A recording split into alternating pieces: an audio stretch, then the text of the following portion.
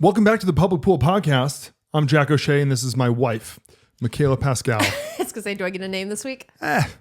No. But let's just get right into it because we got big news, and what we want is your take. Who do you think should be the next pope? Girl, I've been thinking about it all day. Okay, I know it's hard to narrow it down. Give me your top five. Who's in the running? Okay, I'm gonna go Mr. Francois. Where's he from? He's from France, actually. And he's the bishop? Uh-huh. Trick question. They all are cardinals. You have to be a cardinal. You know so little about the papal process, and it shows. I was dying today at the news when they just were. I felt like I was watching the draft again, where they were like, "There are no picks for the Pope on day one." Yeah, no, it's so funny to me because there's part of me the whole time where I'm like, man, why don't they just pick like a younger guy? So I feel like half of the Pope span, it's a term I came up with. The Pope span is he might die. He's in the hospital. The Pope's not around, by the way. I know, yeah, because that's always the question, because it's like they kind of just serve until they pass. And so, but that's the problem with if we went younger, then we would just have a pope for a very long time. But then the other thing too. But then they could just retire. But then, I don't think he'd retire. No, I don't think he'd die as pope. I know the last guy retired and was like very controversial. That was controversial. They made a whole bunch of movies about it. Mm-hmm. But I think that like at the same time too, though, part of me is like, no, pick the oldest. Like the oldest person should be the pope, almost kind of like royal family style. Yeah. Because I love, although I guess that would take away the election thing. I love elections and I love drafts, and so I want these more consistently. We've been so lucky. Yeah. Like this is the fourth Pope draft in our lifetime. Yeah. How lucky are we? There are people who go through two popes. That's true. Well, I was going to say also the other thing is they sealed off the Sistine Chapel so they could do this vote and stuff like that. And I just was thinking about the poor families who for months have been like, we're going to take a trip. We're going to see the Sistine Chapel, because that's not a trip you plan overnight. No. And they're like, and then the Pope just happens to pass away. He just conveniently dies. And they're like, shit, we can't see the Sistine Chapel. No. And you probably also have, oh my God, you have like when COVID hit, one of my buddies was having his bachelor party in March. Do you remember that? Oh yeah, kind of. And it was like, at first it was like, no, the bachelor party's probably still on. We'll probably have a couple people be like, I'm not going to go because I'm scared.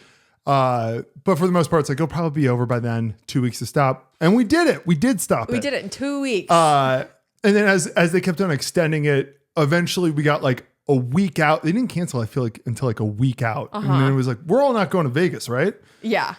I wonder if those families were like crossing their fingers, like, hopefully they pick them quick. Yeah. You know, get them quick. I mean, maybe we could pop in there. If it was like the way they do in like France, remember this summer or whatever, or like a few months ago, they're like, surprise election, everyone vote tomorrow. Yes. And then the next day there was like a new president of France. I know it's not technically the president. Shut up, France.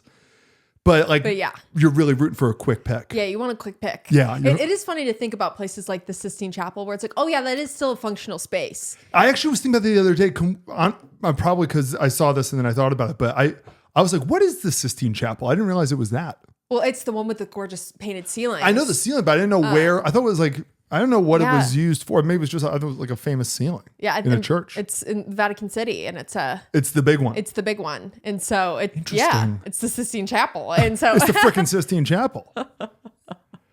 It's really good paint. They should paint more ceilings. I know. We lost the art of painting ceilings. We always stop at the wall. You know, the Catholics, we've got a lot of problems. Yeah, we do. You know, we get a lot of stuff wrong. I say we because both of us were like raised Catholic. Roman Catholic, Irish Catholic, sure. Yeah. But we really get the aesthetics down. We do. There's really no baller aesthetic more than Catholicism. Catholicism, say what you want, invented pageantry. Truly. You know? I mean, hats alone. Yeah. I mean, the priests, they're like, well, I have to put on my purple robe for Easter. Oh, yeah. That's always fun. It is so fun. You go on. It's Lent, you know? It's Lent. Got to go with green. I don't know what they wear for Lent or throughout. But even just like the collar thing, like, I've never asked questions as to why, but hey, if you'll know if he's a priest because he's wearing like a mock turtleneck with a little white square in the front. What is?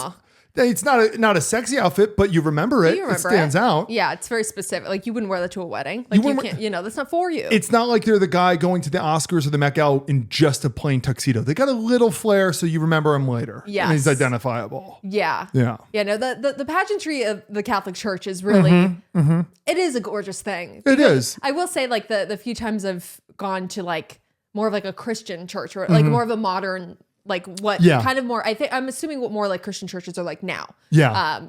Not mega churches, but kind of that vibe. Yeah. I'm always like, does this count as church? Like, no offense to anyone, but sometimes when I'm like, they're always talking about themselves, like the pastors, they play like a rock song for a few minutes. I'm always like, does this count as church? Like, it's a good time, but I'm like, I don't know if it does. There's part of me that's like, it's more of the like, the Catholic, like the Muslim, where it's very like you get up, get down, you do this prayer, get up, like it's very ritualistic. And to me, I'm like, well, that's what religion is. Like, do you know what it is? It's like we have the two mouthwashes. We have Listerine and we have the Crest. Crest doesn't burn your mouth. I don't believe that it's cleaning my mouth because it doesn't kind of hurt. Like for it to be church, I kind of have to feel like I went through something. Yeah, you know. I can't be in church and a guy who's like a couple years older than me is like, sup guys? Yeah.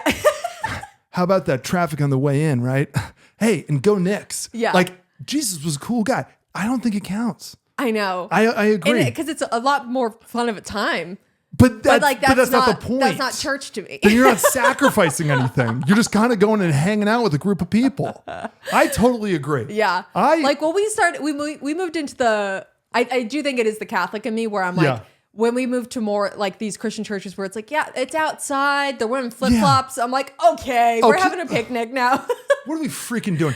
And they are great, but you know, you know what's the funniest flavor of Christianity is Anglican church. Do you know who the head of the Anglican church is? Who? The king.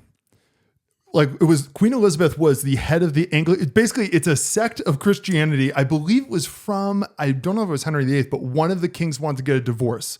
And the Pope said, you can't do that. And he said, I'm making my own church. Yeah. And they're still Anglican church people. It's like, what? Interesting. But it's silly is what it is. It is, it's not okay. It is interesting, like the different like subsects of like, especially Christianity, where it's like there are the different types. Like there's the Protestants, there's the, like all the different types where it's like they all are, at least to me, the same thing, but I don't know. They seem they all believe basically they just do different stuff about what they believe. Yeah. Like there's the Christian scientists, there's some wackos. There's like the Christian scientist ones. Hey, they got it right. I'm just kidding. who have it down, by the way. If you want to join Christian. I'm kidding. They're kind of the wackiest ones, I believe. I love the beginning. I think it's the first episode of The Good Place where he's like, no one got it right except for this guy. Like he, his name's I forgot. Doug something. I think it was Doug. But they were like, nobody guessed like what actually happens after life. Like no religion got it right. Who got really close? Yeah. And then it's Ted Danson's line too. He has the picture and he's like, "Yeah, it's I'm really lucky to have this picture. Yeah, I'm really proud of this picture." But they believe generally the same thing. It's just like what they do. The Christian Science ones. Do you know who they are? Which ones are they? Those are the ones where it's like you don't bring your kids to doctors. Like not anti-vax. Yeah. Let God heal your kids. Do it. They're the ones who every year there's a story where it's like kid dies because he got like strep throat. Yeah, because I think that's how Jehovah's Witnesses are, where they're like, they're another type of thing. You can't have certain interventions. Like if you needed a blood transfusion, you couldn't get it. I would love to hear the person who sold that. Yeah, because I get I get Joseph Smith with Mormonism. I totally get like where he was coming from. Where he's like, give me more wives. Like, he's getting something out of it. Yeah. Who's the person being like, maybe the leader was afraid of needles. Yeah. I can't. It's a religious reason. Because of God. Yeah. So. When are we going to hit the religion where they're like, nobody gets married, no wives? Oh, man. That's kind of what's happening in Asia right now. That's true. They're just kind of happening. Not purposefully. What? You know what? We need a reverse religion. Where, let's let the women have many husbands. You know what? Okay, so I thought about that before because I was like, is there a sort of a reversal?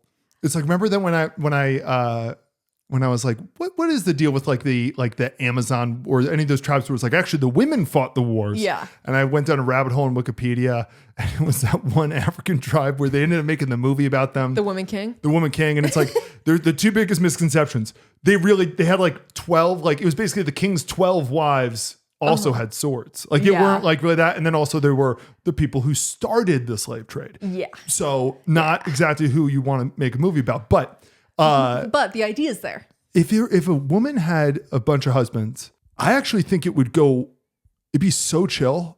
Do you think so? I think it would be very important, which I'm sure for I'm not big in the polygamy community. Like I don't know a ton of people there. Or anyone actually. So if you are in that community, reach out. I'm genuinely curious, and I'm not hating. I get it, brother. Actually, I don't. I can't imagine having another bitch wife. Another bitch wife. I can't imagine.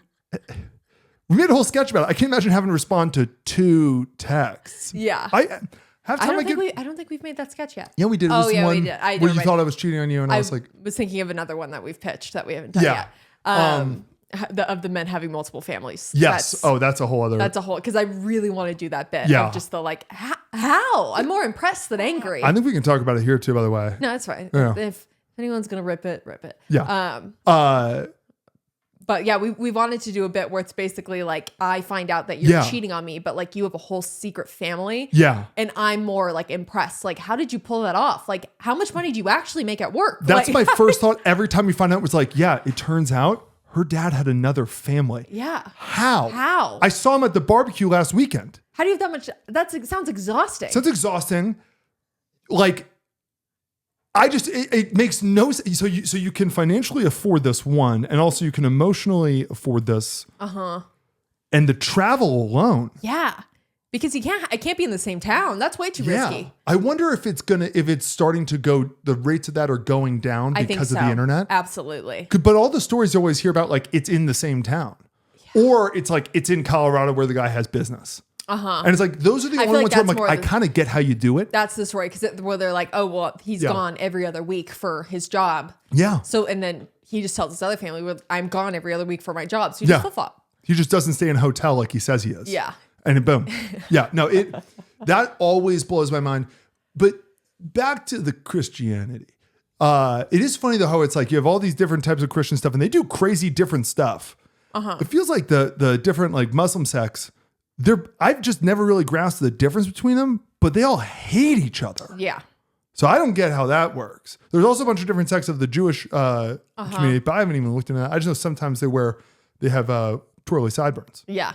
Yeah, no, there's a bunch of other legs of those religions too, where it's like under the same category, but like, no, you practice differently. You know who has great pageantry? So another thing I love, I was going to say the hats for the Christians. I mean, everybody's got a different hat. The Pope obviously has the famous one, but different like militaries do. Have you ever seen what India and Pakistan do on their border? No. So it's this weird thing that like, as an American, it's like, wait, what is happening? They have a border and the border's always got like, each side has like their boys, their soldiers. They wear the most like flamboyant feather long hats, like, haha, like a gay pirate. Yeah. They look like gay pirates. And every day at like noon, they do this weird like walk-off thing with each other. We're like, ooh, get in my face. Oh my God, baby. It is the funniest. That's what I like. I like that. Yeah. That's how we should solve wars. Yes. Through dance. Through dance. Worked for Tatum. Literally, that's why dance battles are so effective. Yeah. Yeah. It worked for Tatum in several movies. You know? After a while, you're like, I got schooled. I got owned. I'm done. Take my land. Yeah. You know? You beat me. You fucking beat me. We got a great show for you guys today. Anyways, don't touch that dial. Coming up on today's show, we have we're a little off. I like realized yesterday that we were gone for a week. Like we're working for a week straight. We did 7 full days of travel, and then we just came home. But we came home on a Tuesday, and we always shoot the podcast on Wednesdays. So immediately it was just like the next day, back to podcast. And so we just again have worked 7 days straight. And I had to bust out the Shadur Sanders Club because I was like, well, yeah, I gotta tell relevant. People. Yeah, we literally have just been working for another week straight, and like I didn't realize that till yesterday. I was like, shit, we've already been home for a week. Yeah, it feels like we've been home though for like 3 months. Yeah, weirdly, but like, yeah, I don't know. But yeah, we've just been going. So sorry if we're crushing. Do you think that gay people...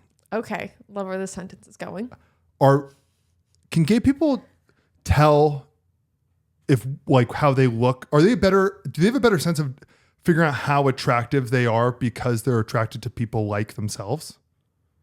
Maybe. Like, yeah. You know what? They must be, because that's a good point. Because a lot of guys, that's one of my favorite types of guys, the guy who's really confident. And you're like, why are you confident? He's just he's got his thing going. Yeah. And it must be, it's like, well, I know that guy's straight because he has no clue. He has no clue. He has no clue what looks good. Yeah. He probably read about this cologne. Yeah. You know? So yeah, I guess that's true. Yeah. Because it's like what you think is attractive, you can apply to yourself. Yeah. Yeah. It's why we've talked about on the podcast before. I love gay couples that look like twins. Yes, me too. Are they siblings are dating? That's honestly still to say one of the best Instagram accounts. It really is. Dating. And they're very good at being like very random with it. Yes. I feel like if I was a gay guy, which according to some of the internet, they really believe I am, and that's okay. But I just hope that we don't like piss anyone off. I know. That's why I'm always trying to emphasize. I'm like, he's doing an impression of me. Yeah. But if I was a gay guy, I just imagine, and again, I don't know, but I would logically be dating someone who kind of looks like whatever I would look like, because clearly I'm trying to look what I think is attractive. Yeah. No, I think you're right. And that's how you get the gay twins. I love that stuff. I can't get enough of it. Yeah, same. I can't get enough of twins in general. I think... Oh my God. I think I've talked about this before. If you're a twin, stay away from me or don't tell me, because I have a million questions. I actually have a list. I started a list a little bit ago of things that fascinate me. Twins at the top. I love families where all of the kids are successful in different fields. Yeah. That's like the weirdly most notable example, I think, or thing that comes to my head is like the Emanuel family. So you have Ari Emanuel, who started CAA, Rahm Emanuel, who's like one of the biggest, he was, I think, the mayor of Chicago or something, but he's like Barack Obama's like guy. He's he kind of secretly runs the Democratic Party. And then the other brother's like a really successful surgeon. And it's just three very different fields. Yeah. I can't get enough of that. No, I love that too. That's one of the things I love. I love gay couples that look like twins. That's on there. And then hybrid animals. I'm going to keep going with the list, but I love animals where it's like, this is a liger. I want more of that. Yeah. Yeah. Do you know, I realized this week I forgot to talk about last week, my 420 adventure. What was your 420 adventure? On 420. What did we do on baby? I don't know what day of the week it is. No. So on 420, I ended up going to a dispensary. Oh yeah. And I don't know why. I thought I was slick, and I was like, I'm going to do a curbside pickup because I like my little edibles so I can go sleep. And let me say really quick, just basically what you said to clarify. You weren't going because you're like, it's 420. No. You were going because you had to go pick up more because we were about to travel. Yeah, and because ours always has like deals on Sundays, and I was like, oh, I got to go because it was on a Sunday. And this girl's always trying to save $1. Yeah. So I went and I was like, oh my God, it's like 420. And I didn't think about it. So I placed like a curbside pickup order, and I went and I saw a giant line out of it. And I was like, no, but it's like, I'm curbside. I'm fine. Yeah. Whatever. It's probably the idiots who were trying to go in the store. Yeah. Idiots. Yeah. And I pulled up and this like security guard lady in a bulletproof vest walks up to me and she's like, what are you here for? I'm like, I'm here for curbside. Yeah. You should have just said weed. Yeah. And just see what she says. I was like, I'm here for curbside. And then she was like, this is what this line is for. So I had to like wait in this big line. But basically, there was like probably like 30 cars like in line. Yeah. There was these two women that I could not get enough of who were running the show like it was the goddamn military. Just boss queens. They both were in bulletproof vests. One of them literally looked like she was like Secret Service. Like she was like. Now, did she look like Secret Service like she was legit, or she look like Secret Service like the girl who couldn't put her gun in her holster? The one who tried to save Mr. Trump. Yes. And failed, and it was Melissa McCarthy. So basically, they looked like Melissa McCarthy who was being like, I'm real serious right now. Yeah. Okay, got it. So we had one who was like that, and she was like standing in front of the cars like, hold, like you can't back up, you need to back up, like whatever. And it's like, we're just trying to get in a drive-through type line. Like it's really not that deep. Can I guess? I'm going to describe one thing about her, and this is just a further confirmation. Do you think that she that morning looked at herself in the mirror and gave herself a pep talk. I imagine that's it. Where it's like, you got this. It's showtime. Today's the day. Yeah, today's the day. Okay, continue. Yeah, no, she had her sunglasses on, like she was ready. I will say I think I could have outran her pretty quick. I could guarantee you would. Yes. She was sturdy. Top heavy? But she could take me down. No, if she gets on top of you, you're not going anywhere. That was the thing, is both of these ladies could have taken me down. Certainly. I think I could have outran both of them. Absolutely. Yeah. But then the second lady in line, who was my favorite, she was like, she had jeans on, tank top, bulletproof vest on top of her tank top. She had like can I say Gun? I guess I said weed. You can. She had a gun strapped to her leg, like she was like Laura Croft. Again, a woman who could have taken me down very easily, very sturdy. And if you ran away, she could shoot you. Yes. She had her like mom Skechers on, like you could see the giant Sketcher label. Her hair was dyed blue, but the roots like started like about here. So she dyed it. That means she dyed it a while ago and stopped. A while ago and decided stopped. This isn't worth it. And then she had a giant styrofoam soda in the other hand. Gotta stay fueled. And she literally was just like watching the crowd. Like she was ready to use her weapon. Make at any a move, point. bitch. You know, these two ladies were itching to use that weapon. She literally in her head just had Clint Eastwood saying, "You feeling lucky? You feeling lucky?" At every car that went by, she wanted something to happen. She wanted something. These ladies wanted something to happen. And you know what? Yeah. I wish something happened too for them. Yeah. You know, I wanted them to have their hero moment. You should have told me, and I would have come down and I would have tried to be a nuisance. Yeah. And just let them be like, do it. I want look cool in front of your friends. Yeah. Take me down. I just had to talk about those two ladies because I just, I just loved the gun strapped to the thigh like Laura Croft in your skinny jeans and Skechers. There's something just about, so good. There's just something about, I mean, once you throw in the Skechers, you get the big gulp and you throw in the vest with the tank top, which is a big difference too. Cause you're like, I want to show off my arms a bit. Yeah. And it's going to be a little toasty in the afternoon. You know what? She had 3 guns on her. Oh yeah. Welcome to the show. I mean, I wonder if she has another job outside of that.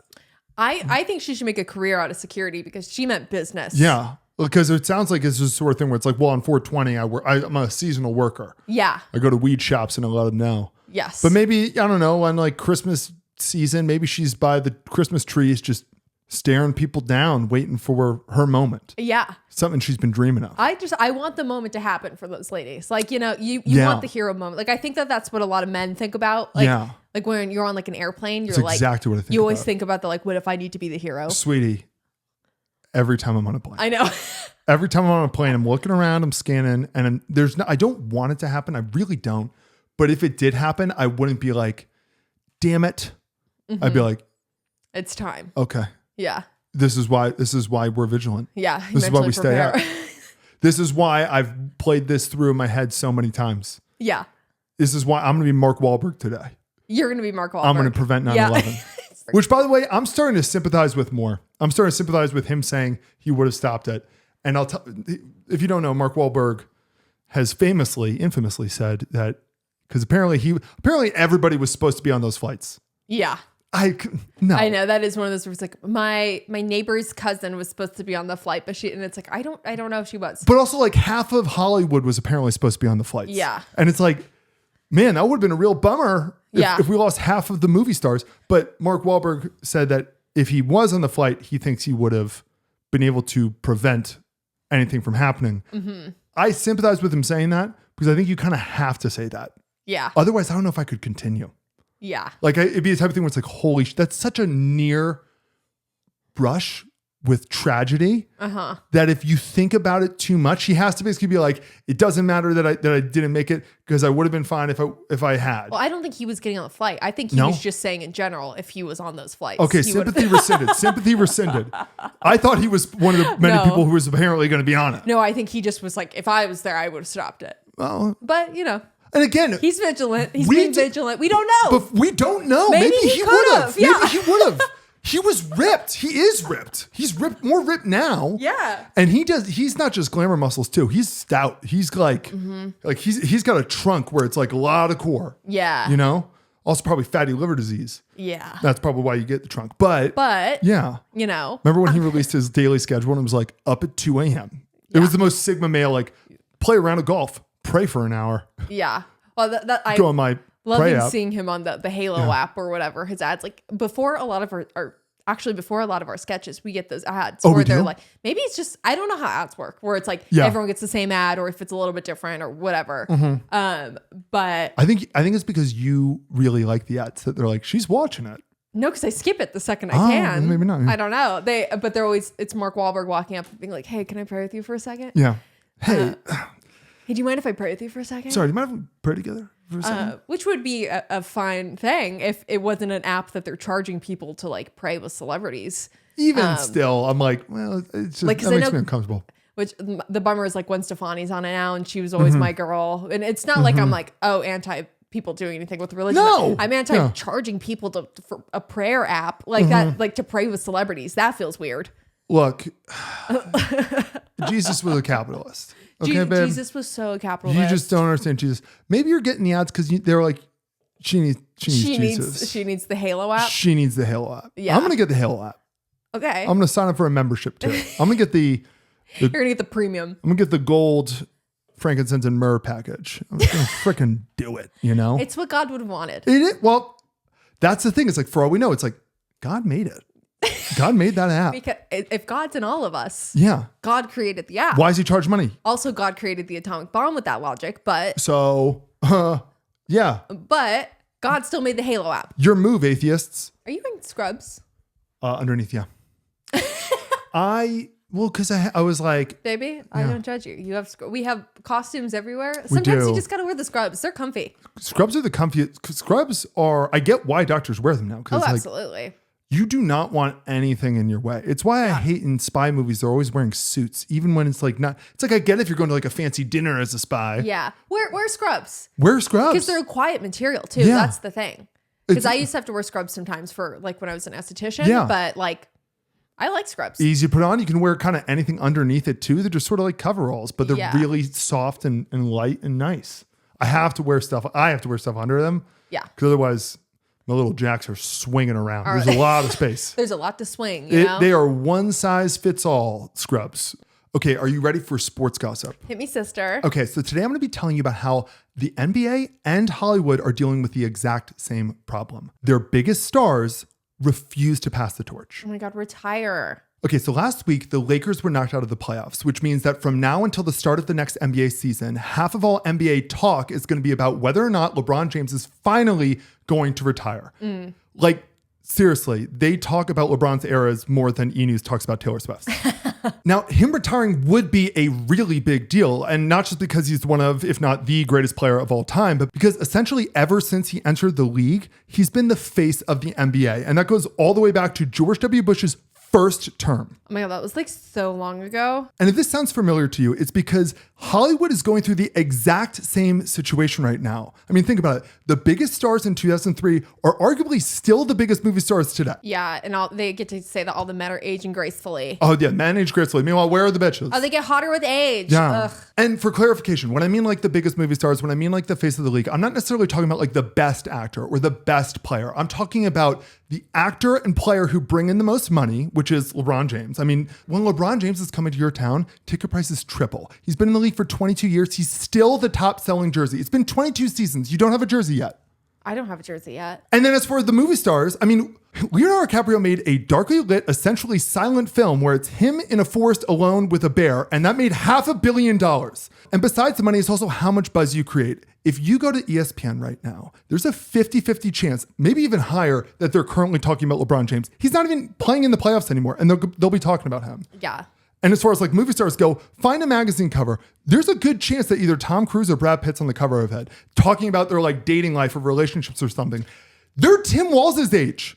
That's crazy. And we're talking about their girlfriends. Oh my God, I literally just saw that Tom Cruise was dating Anna de Armas. He's older than Tim Walz. Why do we, right? By the way, I love Tom Cruise. Yeah. We all love Tom Cruise. He's a movie star, but it's like, this is a problem. Scientology, don't come for us. Please don't. Actually, Please don't. I don't want to disappear. Or get just like. Or should we join and make our careers super big? Do you think they still have the weight though? Like, do they still have the muscle in the industry? I feel like they're kind of losing it, but then again, it might be like. It's secret power. I don't know. Yeah, like the CIA doesn't do anything anymore. Okay. Okay. And that's why this is such a big problem, because losing the stars of Hollywood, losing the face of the NBA is really going to hurt their industries, okay? Especially if there isn't a clear successor. If there isn't an heir to the throne. Yeah, you need star power. You do. And it's not like there haven't been like threats in the past. I mean, from 2008 to 2011, the NBA had Derrick Rose, aka Hollywood's Shia LaBeouf. Autobots roll out. And then from 2011 to 2015, we had Kevin Durant, aka Bradley Cooper. Mm-hmm. And from 2015 to the present, we've had Steph Curry, aka The Rock. And now here's the deal. Just to be fair, yes, Steph Curry and The Rock are arguably on equal footing with LeBron and with Brad Pitt and Tom and Leo. But the thing is that like their styles, their games are so different that like they're not really competing with each other. Yeah, they're not often compared. They kind of have their own little like kingdom sequestered, their own little bubble sequestered out somewhere else. Yeah. So it doesn't really count. It's not the same. Yeah, like The Rock is always wearing the same outfit in every movie. Yeah. But just love that for him. He's my man. But I mean, like at this point, it seems like we're not going to have new stars until these current ones actually choose to pass the torch. And unfortunately, they're all just pulling a Queen Elizabeth or like refusing to let go. Just lay down already. Oh my God, just lay down. God only knows when LeBron James is going to retire. And then as far as like the actors go, I mean, okay, put it this way. When Leo was 35, he was in Inception. His character was 35. When Leo was 39, he was in Wolf of Wall Street and his character was 35. When Leo was 48, he was in Killers of the Flower Moon. Guess how old his character was? 35 years old? Wrong. He was 34. He's literally playing younger as he gets older. He's Benjamin Buttoning himself. Shout out again. Call back to Brad Pitt. Brad Pitt literally made a movie about this exact situation. Anyway, as of now, the seemingly heir apparents are Anthony Edwards, aka Glenn Powell. But I mean, like, I don't know. I think we've seen this film before. So it's like Bronny next up? No, he's not. Or maybe, I don't know. Just to say, maybe he can grow. I mean, I'm rooting for the kid. He's not Shador Sanders. Like Bronny isn't Shador Sanders. He's although I guess he is big on social media, but he's not like, you know what? He's very different. Yeah. Same situation. He grew up really rich, really famous father. Everybody knew who he was, but he's not like, I'm the best. Yeah. He's like, I also play basketball. Yeah. He just wants to play the sport. Yeah. It's like, I told you that, so Michael Jordan has like sons. Yes. Because I know one of them was dating Laura Pippen. Yeah. Scottie Pippen. Larsa Pippen. His old teammate's wife. Yes. That was so weird. That is so fucking weird. But one of them played in college. And I remember asking my dad, like, why didn't he go to the NBA? And I was like, because he wasn't that good. And he's like, can you imagine? It seems to be the thing. Like, yeah.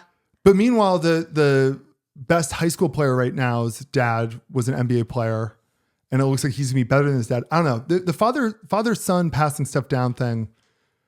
I always kind of feel for the kid. Totally. Though it's really hard because especially now with the whole like nepotism conversations. Yeah. I always feel really bad because it's like there are very clearly like Hollywood especially has a nepotism problem. Oh yeah. Where it's like, even just in casting, it's like they're just casting the same actors over and over right now. Like I think is it a Christopher Nolan movie was coming out where they're like, we've got Zendaya, we've got Tom Holland, like they got all the like the big names where it's like that's cool in theory, but I hate watching those movies because I'm like they're just superstars. Yeah. But like with sports, I feel like it's really tough, and I do feel bad for nepo babies because it's like, of course, like plenty of people are like, well, my father was a lawyer, I want to be a lawyer. Like I got to grow up watching that. That's cool. And so of course you're like, well, my dad was an actor, my dad was an athlete, I want to do that too. I grew up in that industry, and the thing is too, it's like for sports and stuff, like nepo babies, it's harder.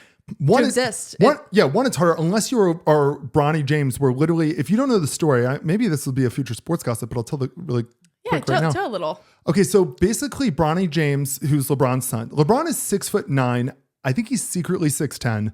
And one of the reasons why he's so good is because even though he's as big as like the biggest guys on the court, he's as quick and nimble and as good at dribbling and all this stuff as like a point guard. So LeBron's the most physically gifted athlete maybe ever.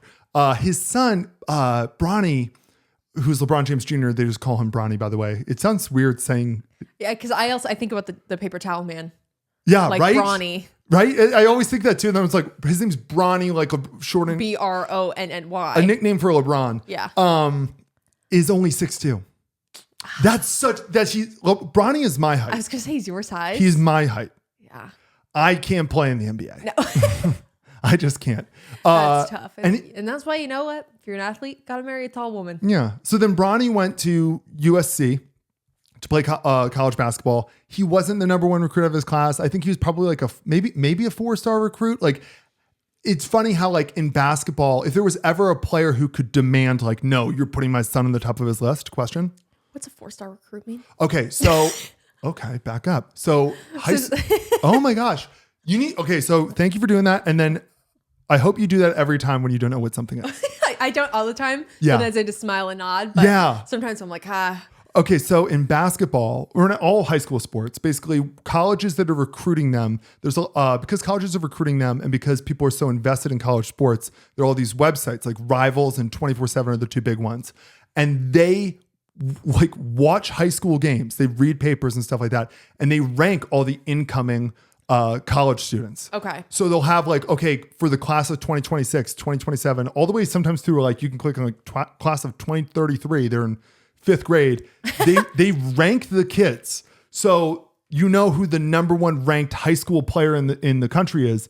The top ones are 5-star recruits, and then 4-star all the way down to like, is this like a 2-star recruit?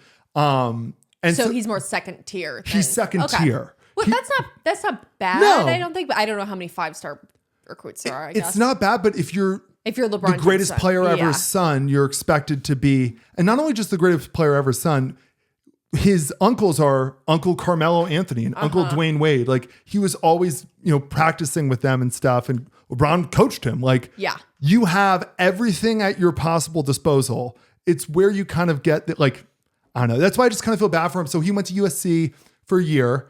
He ended up having that like heart episode. Do you remember that? Yes, I do.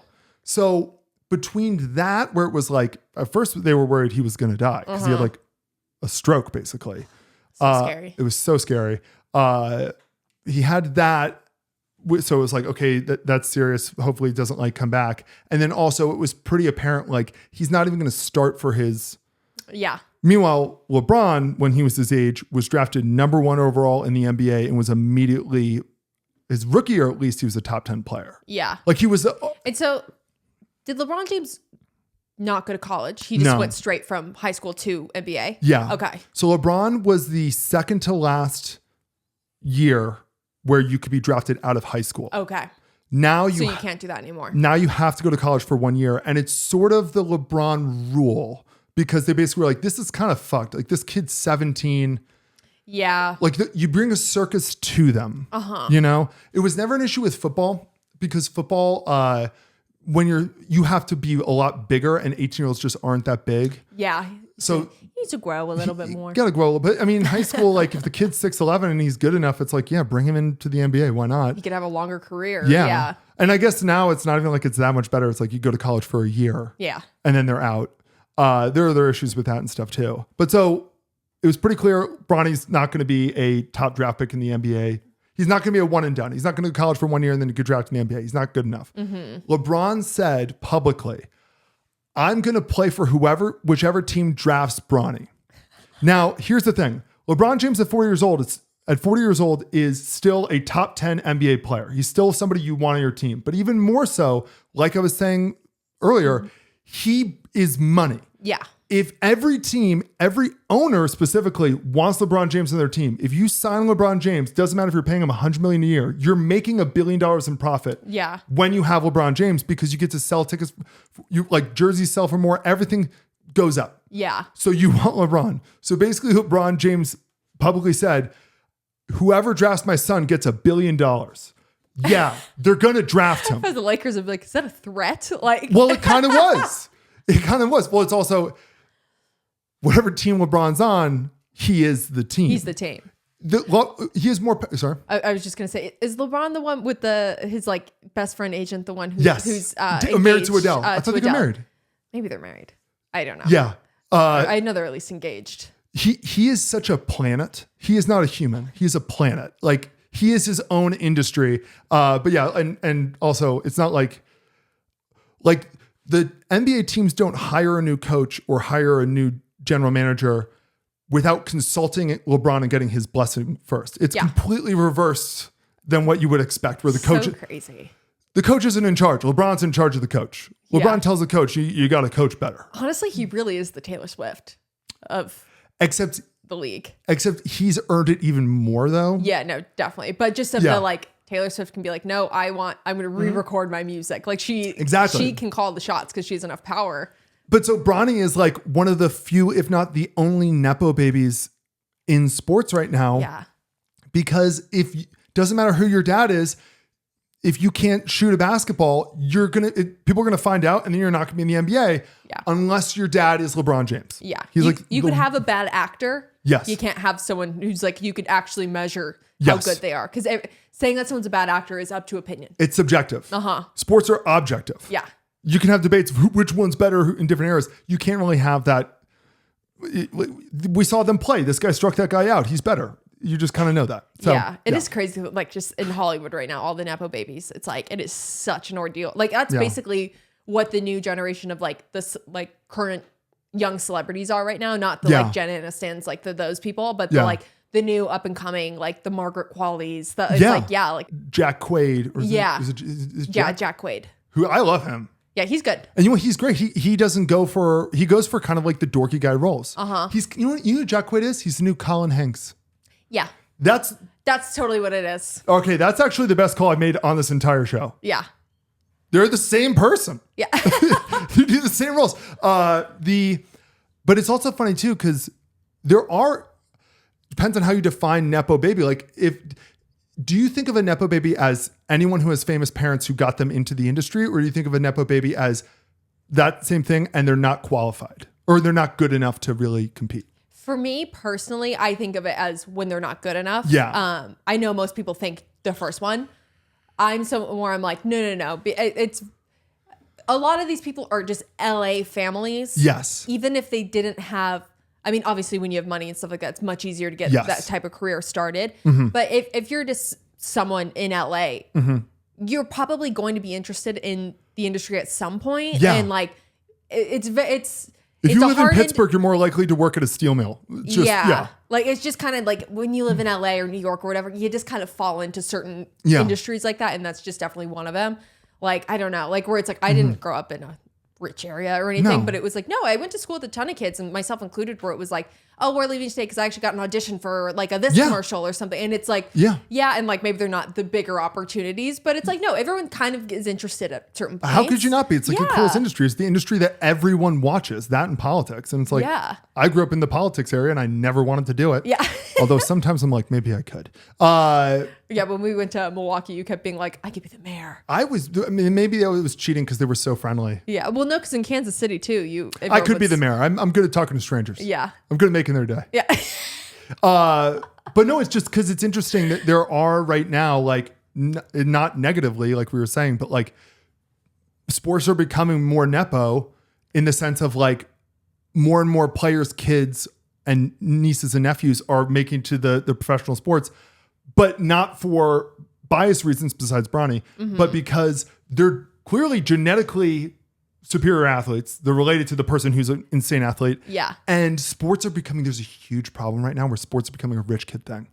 Oh, yeah, of course. Because the level to compete, in order to get better, you have to be on these travel teams, which are expensive. And you have to be going to these training facilities and having coaches and all this stuff, which is really expensive. So who can afford that? The current players whose sons are already, you know, most of them are 6'7". So you're kind of losing the whole like street ballers thing now. You're actually kind of getting I grew up in Miami when my dad was with the Heat. Yeah. You know? And there's a slightly different feel. It's a bummer. It's a bummer. And it's European now too. So we basically have, it's such an elite thing. We have rich kids and Europeans. Yeah. But the Europeans are usually poor. Yeah, which is true. That is true. So there's that. They're the real soul of the league, baby. And that's sports gossip. Okay, I think we want to move into our next segment. Yeah, hell yeah. So we're going to be starting a new segment just so we can kind of pin down pop culture a little bit more for the week, because while you are caught up, you're not fully immersed in the world that I am, where it's like, it's all, I watch pop culture like it's sports. Yes. So I wanted to give you, we're going to do a new segment. We're going to try it out. Welcome to the Skinny Dip, the segment where I help you dip your toes into this week's pop culture news by giving you the skinny. I'm just going to give you a lot of the points. I'm going to get some of your feelings, your reactions or whatever. But basically this is just a lot of the points that piqued my interest this week in pop culture. Okay. So the first big headline this week is actually the main event, which is fashion's biggest event of the year, the Met Gala. I wait every day. Are there like 6 Met Galas a year? No, there's just one, but it feels like, and they come up quick. It feels like it's every other month.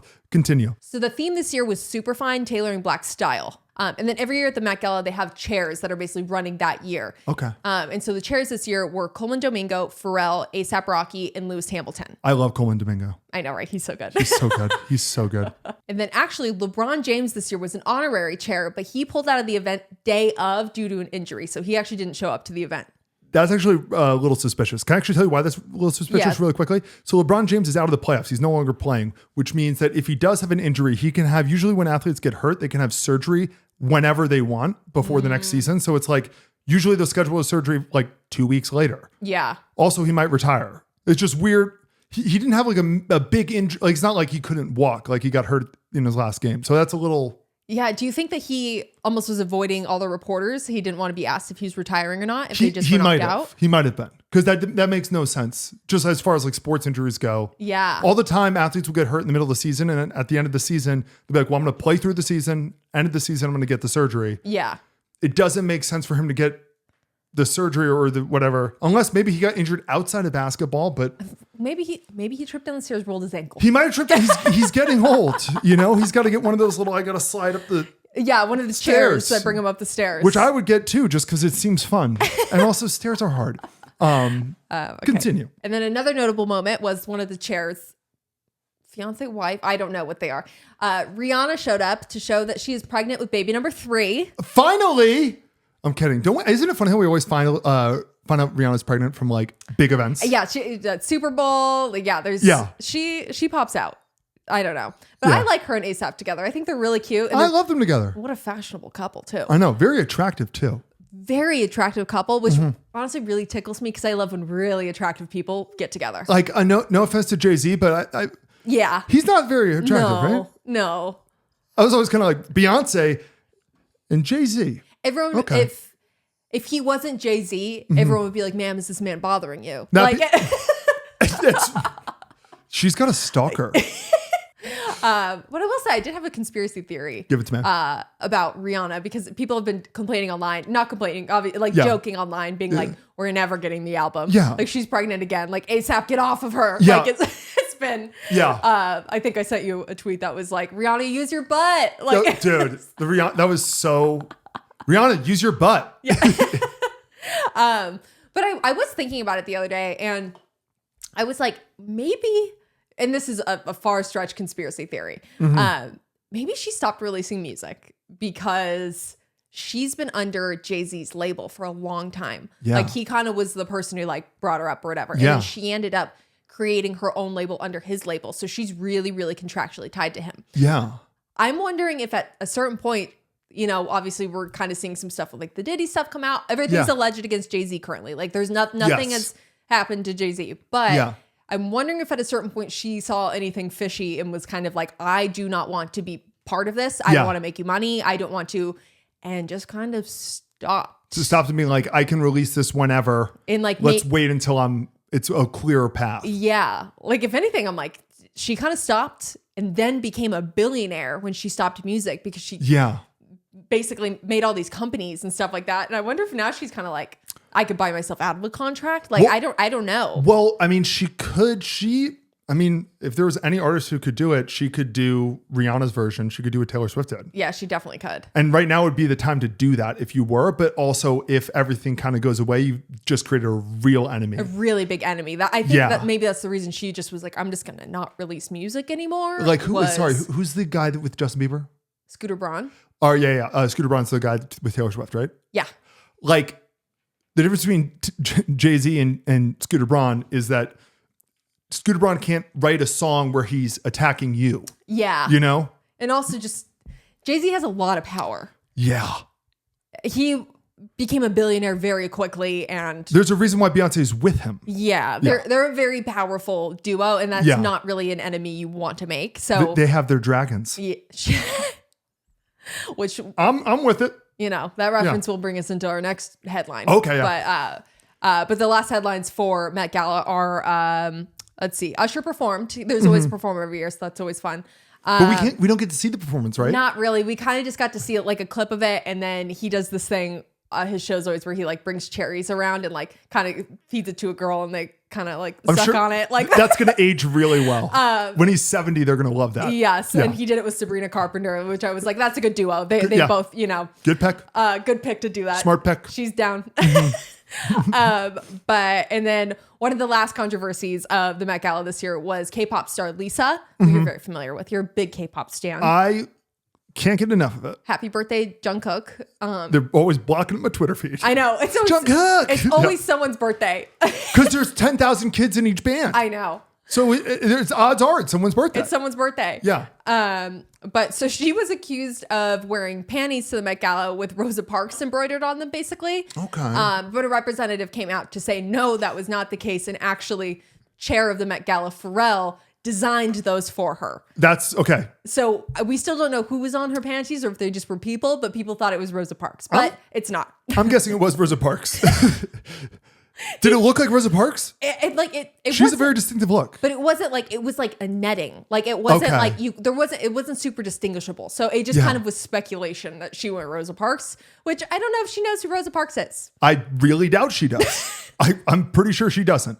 And also, would Pharrell do that? Well, if he did, doesn't it kind of validate it more? Maybe. Yeah. But I don't know. I think he's smarter than to like put Rosa Parks on panties. I feel like he's like, well, I made them, so why would they be upset? You didn't make them.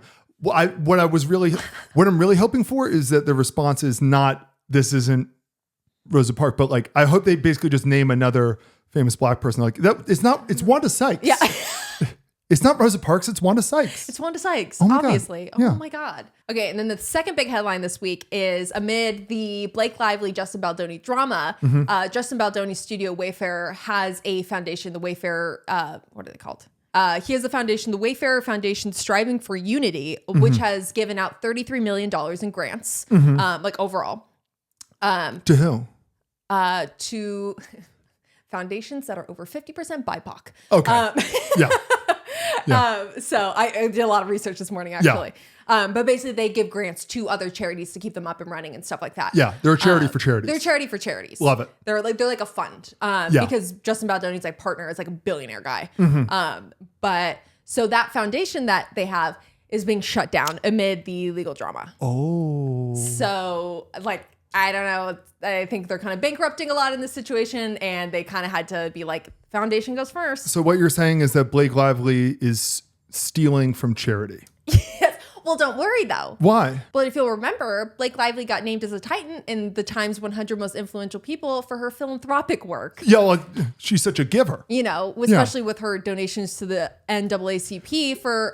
Why did she donate to... But why did she donate to the NAACP? Was it out of her goodness of her heart, or was it... You know, maybe more of an apology for having a plantation wedding. Okay, yeah. But, you know, money's money, so...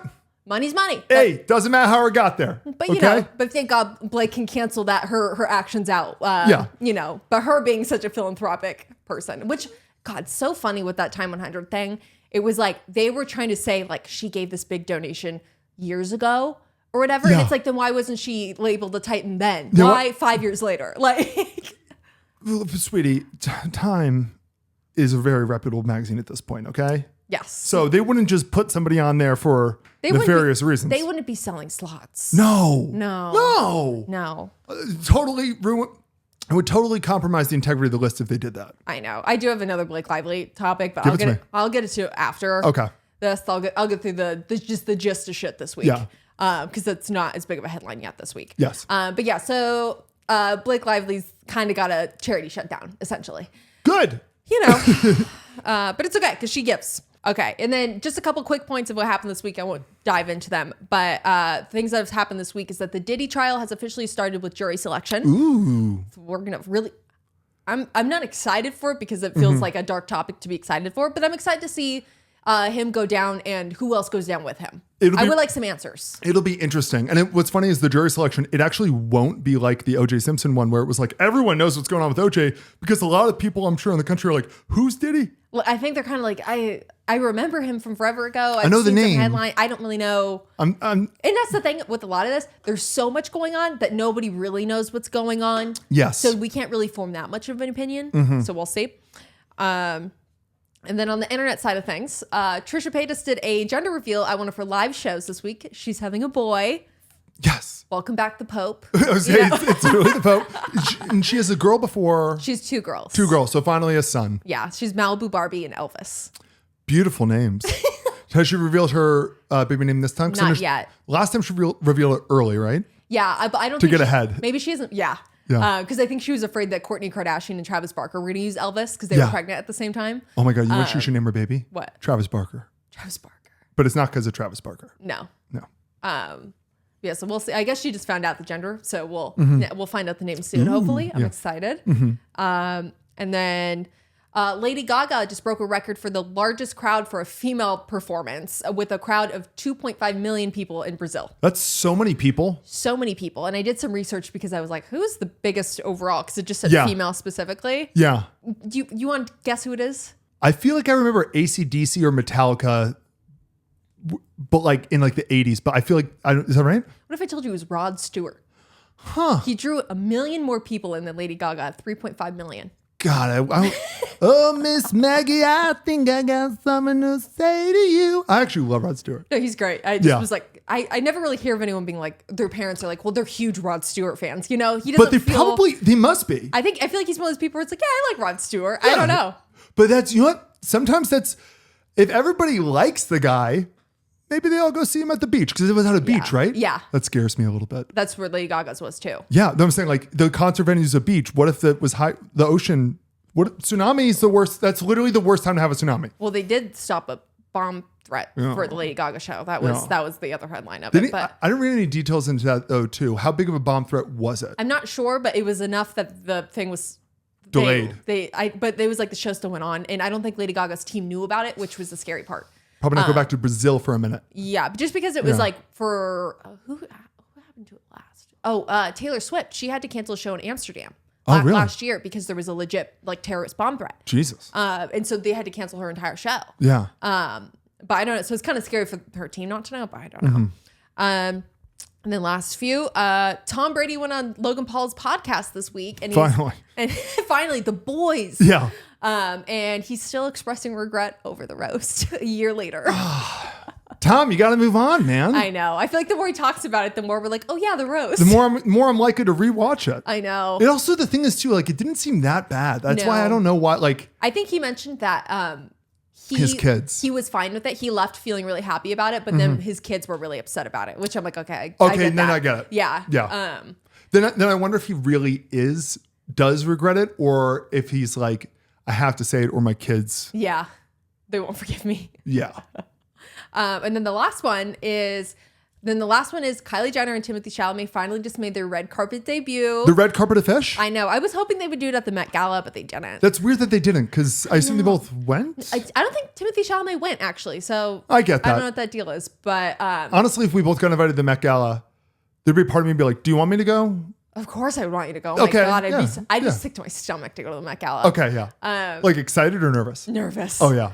But yeah, so that basically was just in the past week, the gist of what happened. That's your skinny dip for the week. I would have so much trouble walking on the Met Gala the way that everyone walks, so they're constantly turning and posing. I'd be talking to all the photographers, be like, hey, how you doing? And then just run all the pictures. And then 2 is, it would not shock me. Like, if we found out that one of the jurors on Diddy's case was Trisha Paytas. Like, doesn't that seem like such a Trisha Paytas thing? Yeah, like she just happened to be selected. When you're like, yeah, she was on The Voice, she was in this music video, she does this, she had this show, and she was one of the jurors on Diddy's, like that equal. Her list is so crazy that actually wouldn't even be that crazy. No, she's been on everything. Yeah, she's a record for this. I don't know. Yeah. Yeah, that'd be so funny. That would be so funny. But the other one that's not really a big headline yet about the Blake Lively thing is, so at first you're gonna be like, ooh, but then I'm gonna hit you with an argument that you would actually hit me with. Okay. So The Guardian just released an article saying they had an expert look at all of the Blake Lively social media hate, the support for Justin Baldoni. And he basically said that 80% of the posts are, he would say, are bots. Okay, yeah. So it's like, oh, so maybe the social media attack really is real. And so a lot of the Blake Lively defenders are running with that being like, see, literally the Guardian's running this. Yeah. One, clearly Blake Lively and Ryan Reynolds have bought out every single tabloid in the past like couple months where they're just constantly trying to get these articles that I just can't believe these publications are allowing it, because every single time they're getting backlash. Like, what is the price they're paying every time? I'm curious. But then the other part of it, the actual gist of why I'm like, because at first I was like, oh, interesting. Because I keep saying I am open to being proved wrong. Yes. I have a hard time not defending women. So, like I've been very open to being proved wrong. Yeah. The person they had do this was an opinion piece. Oh, This was not hey, we talked to Meta and we got all this data and clearly all these accounts are bots. This is a guy whose opinion is 80% of these accounts are bots. And it's the same thing as when you're in court and you're like, this doctor's going to testify on someone's injury, but they've never actually looked at the person. They're using their professional opinion. They're legally allowed to do that. If you're a professional in anything, you can give an opinion. Yeah. And people take that as fact. It's just his opinion. It's someone who can look at stuff because he's like, oh, the hashtags are weird or whatever, which maybe they are. Like, maybe they are bots, but I'm guessing it's not 80. I'm pretty sure. Yeah, because that makes no sense. No. Because I'm seeing real people videos making this. It's not. Also, I mean, I can give you if you want right now too, because I've kind of deep dived into this a little bit, kind of a little bit of business gossip in a way. Okay. But I don't really have. I can do the voice if you want to. I don't know. Or you can discuss. Sounds good. Okay, so basically, obviously, magazines aren't doing super well right now. No. It's and how the magazines have responded. This whole topic kind of is fascinating to me, because if you're ever in a grocery store, you'll notice that it used to be, oh, here's People magazine. Oh, this is what's happened in the past week. That's what they're covering. Now that's rare. You only see that like once a month. Usually you see the Beatles issue or this issue. They're just trying to sell physical copies of the magazine however they can. Because of that, they're all losing a ton of money. And what's happened is the same way that all of these big funds, these BlackRock's brokers, whatever, have been purchasing like property and started renting it out. These magazines are being purchased, some of them not super publicly, by these big kind of conglomerates, because they are like, we'll take any money. The ship's going down, fine, take it. Yeah. What they're doing is first cutting the entire staff and being like, we're just going to hire a bunch of cheap people, cutting the entire staff, except for the people who are like, this person's, I guess, the face of it. They're going to start fucking hiring AI. They probably already are. And they're not buying it for the chance to be like, I want to run People magazine. And I don't know if this has happened to People yet, so don't mean anything like that. But I know for a fact it's happened to Business Insider, and it's starting to happen to Sports Illustrated, which is crazy because those are two of the more premier magazines. Yeah. And what they're using it for is they're making their money, obviously off of ad sales through clickbait titles, but also they're so blatantly telling PR firms, pay us money and we'll do it. So if you go to Business Insider, their articles are the most biased, most loaded, most clickbaity, rage baity shit that was clearly written. Like the amount of stuff that is written on Business Insider that has nothing to do with business. Yeah. That's the real tell to me. And so, yeah, The Guardian, wouldn't be surprised if it was secretly bought up and now it's just a PR. Absolutely. And basically we are selling you people think of The Guardian and Business Insider as these premier prestige. Time Magazine would never sell a spot on this list to Blake Lively. Yeah. You kind of get that as cover as opposed to, putting it in a tweet or some other magazine no one's ever heard of. Yeah. Cause even Forbes is completely bullshit now. It's complete bullshit. Where like it used to be a big deal where it's like 30 for 30s coming, or 30 under 30s coming out, like all these things, like, and it just has completely lost its value. And because now people can just, like, this is verified, this isn't rumor. You can buy a spot. On Forbes 30 for 30. And it's not 30 people anymore. No, it's 5,000 people. It's 1 million people and they just call it Forbes 30 under 30. And it's literally, that's the biggest tell on that. There's more than 30 people. Yeah. And that there was one year where they were like, shit, like we already have our 30, but this guy offers us a ton of money. Yeah. Like, they're like, do you think people would notice if it was 31 people under 30? And now it's just gone nuts. I know. It was like, I remember the big controversy, which I will defend, of the, like, when Kylie got the cover of Forbes and they were like, she's the youngest self-made billionaire. People hated obviously because people hate the Kardashians. Well, yeah, but people also hated the self-made thing, which is very fair. Totally fair. She totally grew up rich. I think that part is But the people also were like, she also doesn't have $1 billion, this or that. And it was like, no, she has $1 billion in assets. Her company That's what billionaires are. Yeah. Like she doesn't have $1 billion in the bank. She has a multi-million, but she has $1 billion in assets, and her company itself was sold just 51% of it for $500 million. Like, billionaire. So she's a billionaire. Like it made, and that was years later too. It was still valued at over $1 billion. Yeah. Like it made. And so I don't know, but like that was one where it was like, there's a lot of controversy there where people were like, she bought the cut, and it's like, no. But I don't know. So she didn't buy it's not like the magazine was like, hey, we need money. Who will buy a cover for this? The magazine was like, hey, we need money. This will sell. Because and they love the controversy. People were clicking on the article to read the facts. They probably still do it today. They'd be like, remember that article? Yeah. Man, that's probably made them a ton of money. I know. Yeah. Yeah. So I don't know. So it is really crazy I just can't believe how badly Blake Lively and Ryan Reynolds PR is handling it. Or if they're the ones being like, no, listen to us, we know what we're doing. Or if their PR team is truly that bad. They were like Hollywood's it couple for so long. Yeah. And the first semblance of backlash they've pretty much ever like really gotten. Yeah. Because even their whole like apology donation thing in 2020 with the plantation wedding thing, that was them getting ahead of it. There was them getting ahead of it. Which was smart. Yeah. And it was a pretty small offense in the sense of like, I didn't see any pictures of the wedding or anything like that, but it just seems like hey, you really can't, if you do anything in the South at this point, people are going to attack. And so it's like, it can kind of skirt under the rug a little bit. Yeah. Yeah. And so it was like, even that was like that. I don't remember them at least getting like backlash and then them responding to the backlash. I think that they got ahead of that and were like, we will apologize before it even happens. Yes.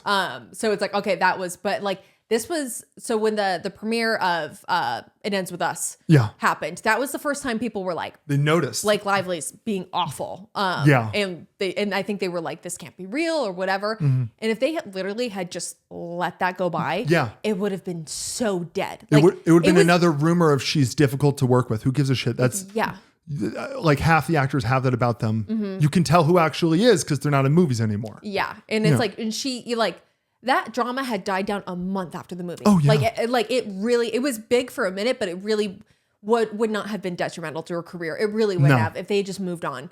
But say nothing. The fact that they hit with the lawsuit and then they keep doing the thing where they're like, they're going to keep showing up in public places and keep doing this. And they're clearly paying for all this good press that is not working. No. Because it's so blatant. It's not 2003 anymore where the internet doesn't exist really, where it's like, you see the headlines in magazines and then you forget about the past things because you're not in open forums talking with people online anymore. No.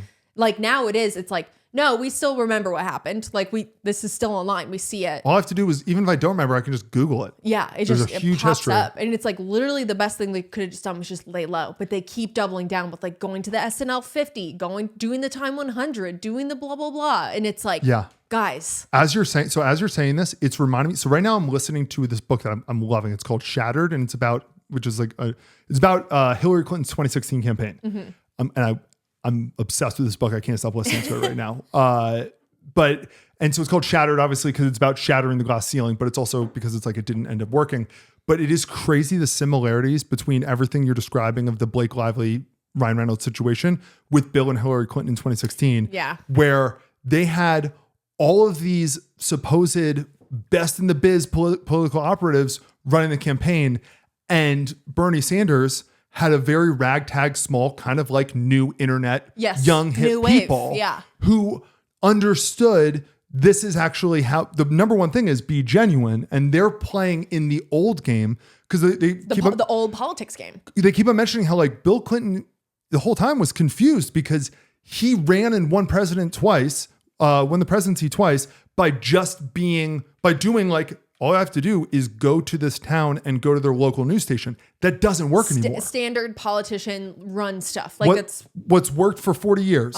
He knew it. He won with it. He was the best at it. And when you're the best at something, it's hard for you to adapt because it's like, I'm already the best. And everything changed with Obama. Where it was like Facebook. There's online. There was a clear message. There was like the whole change thing. There was this can be the first Black president. Like there were so many things where it was genuine and like people were getting behind him besides just, oh yeah, he did really good in that debate. Like it was so far past just standard politician. Yeah. And then she adopted Obama's thing. She like her whole campaign was basically what Obama's campaign staff.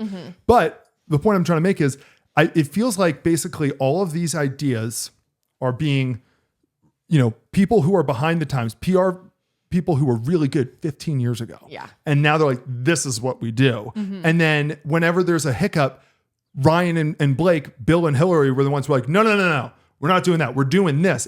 Equally bad ideas. You're basically the little intern who isn't saying anything, where every time they say something, they're like, oh, okay, punk. Yeah. That's who you should be listening to, which is, I'm actually a TikTok user. Yeah. So I can tell you my experience and what I would think. It's so crazy. As you were saying, I was like, oh my God, that's what's happening in the book right now. No, it's just like times have changed. Yeah. And it's like, God. Stop acting the way you did pre-internet. Like, because it's so different. Yeah. I don't know. Or even internet 5 years ago, internet 2 years ago. Yeah. Everything's different. Honestly, I was actually shocked that Blake Lively didn't show up to the Met Gala. Because she'd been showing her face so much, I was like, she's really going to do it. But she didn't, which, good idea, don't. But. Well, there's no chance we would have found out if she was like disinvited from a table, right? I don't know. It's pretty low key. Because aren't you invited by a You can either, there's ways to like buy a seat at certain tables, but typically it's a designer. The designer buys the table and they dress and invite the people, which is always so funny. Because I do it too, where when we're judging Met Gala outfits, we're like, oh my God, this is so boring, or this is so bad. Why would they wear that? And it's like, we're criticizing the celebrity as if it's a normal red carpet event where it's like they have a say. Yeah. And it's like, no, the designer invited them. The designer made this for them. They're wearing what the designer is going to give them. Like they don't really have a choice. In fact, that's a way to never go back to the Met Gala again, is if you are throwing difficult. a fit. Yeah. Yeah.